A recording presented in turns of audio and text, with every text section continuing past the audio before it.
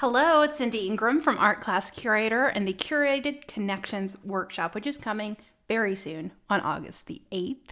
And today, what we're going to talk about is the goal of an art history lesson. This is where I think teachers get a little bit overwhelmed. My first teaching job after I taught in the museum was teaching community college art appreciation. So I would spend hours and hours and hours and hours all night long, all weekend long, preparing my lessons. And, I would be like, okay, we're going to do ancient Egypt today. Well, how in the world am I going to fit ancient Egypt into one class period when it's 3,000-year time span? Or, okay, well, we have to fit all of the 18th and 19th century into one class. How in the world are we going to do that? And it's so hard because we know, even if you don't have a strong background in art history, you do know, okay, there is a lot to know about each topic.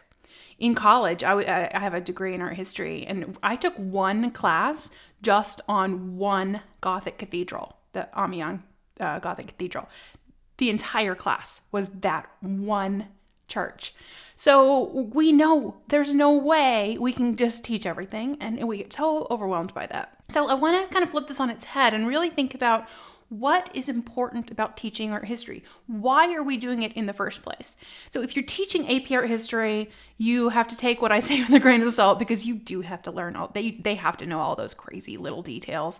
I'm not crazy about that either. But if you're teaching just like Art 1 or you're teaching middle school or you're teaching art, the non-AP art history classes or even an art appreciation class in college, they don't have to know everything. They don't need to know the difference between Old Kingdom, Middle Kingdom, and New Kingdom. They don't need to know the difference between Doric, Ionic, and Corinthian columns. Yes, okay, that teaches them style differences, helps them see it better.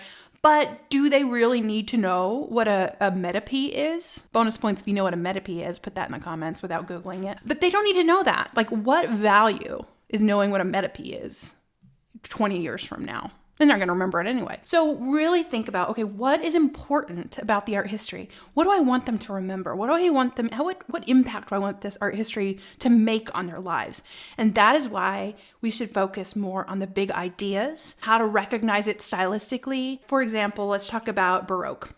For Baroque art, the impact of the church and how it was the splitting, that it was right after the Protestant Reformation and the Catholic Church was trying to bring people back in. And they made a deliberate choice to bring people back in through the art to reach them emotionally, to connect with them, like by painting people in our everyday lives. Like, that's really interesting information that is going to help us understand their art more.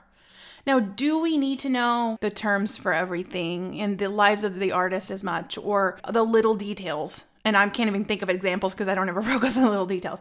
But that little stuff is not important. It's the big ideas, and it's the contrast. It's the emotion. It's all of that that's in that art rather than the little details. So when you're thinking about planning an art history lesson or art history unit, please resist the urge to lecture and tell all the little details that you know, because that does not matter.